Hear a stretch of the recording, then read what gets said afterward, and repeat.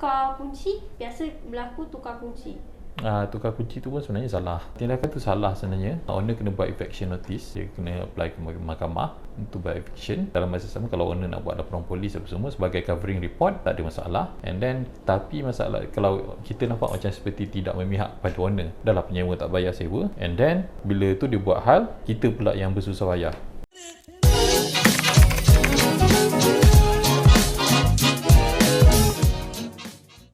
Okay, hai Cik Farhan. Pandang yang boleh jawab pada saya. Oh, okay. Okay, welcome back. So sekarang ni kita dah new content, which is kita akan buat edisi-edisi. Sekarang kita berada di edisi pertama, which is edisi rumah sewa. We go terus untuk soalan pertama. Okay, apakah perkara utama yang perlu dibuat apabila masuk rumah baru yang disewa? First, pastikan condition. Sebelum tu, pastikan kita tengok dulu agreement.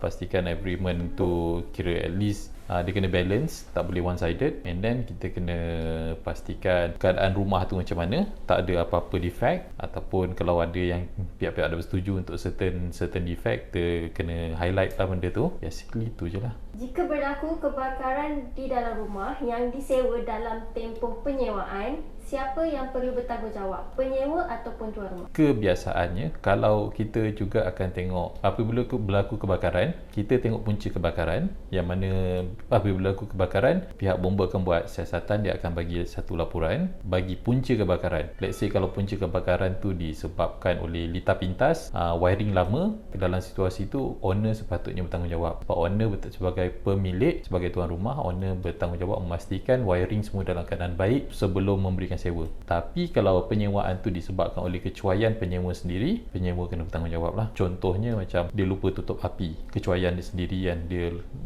streka baju dia tertinggal dan menyebabkan kebakaran, ataupun memang kecuaian dia sendirian.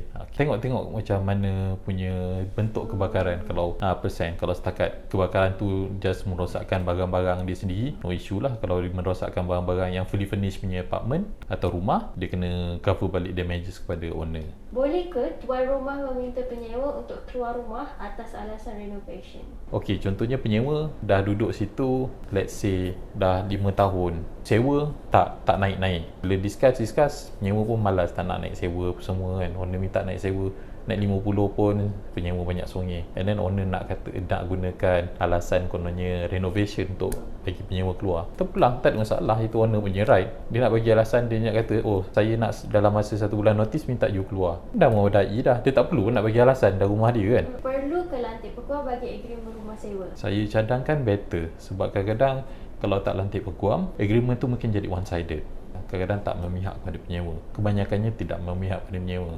Apabila berlaku semua, penyewa boleh ni, dan kadang-kadang ada setengah agreement, penyewa dalam masa 1 tahun penyewa tak ada hak untuk terminate agreement, hanya owner sahaja boleh terminate agreement. And then kalau boleh terminate pun, penyewa punya deposit akan burn semua. Itu dalam situasi tu better cari lawyer, ataupun kalau ada agent, boleh orang kata berhubung dengan ejen untuk pastikan agreement tu adalah orang kata fair.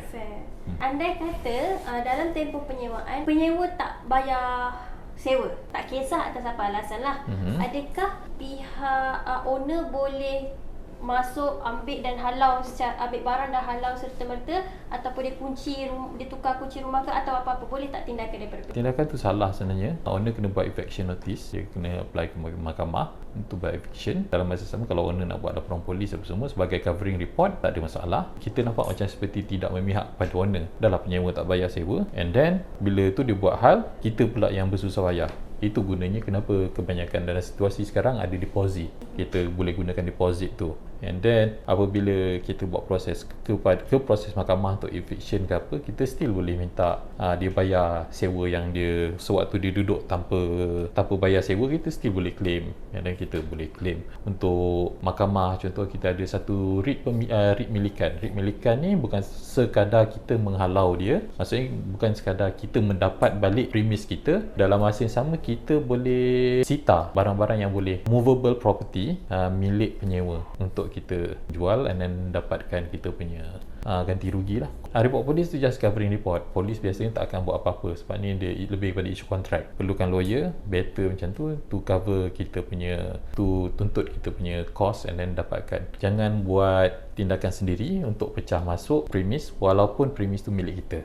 Ha, korang dah tengok video tadi? Jangan lupa untuk like Button share jangan lupa. and subscribe guys. Jangan lupa tekan lonceng. Kalau kamu ndak buat, kamu kena dakwa.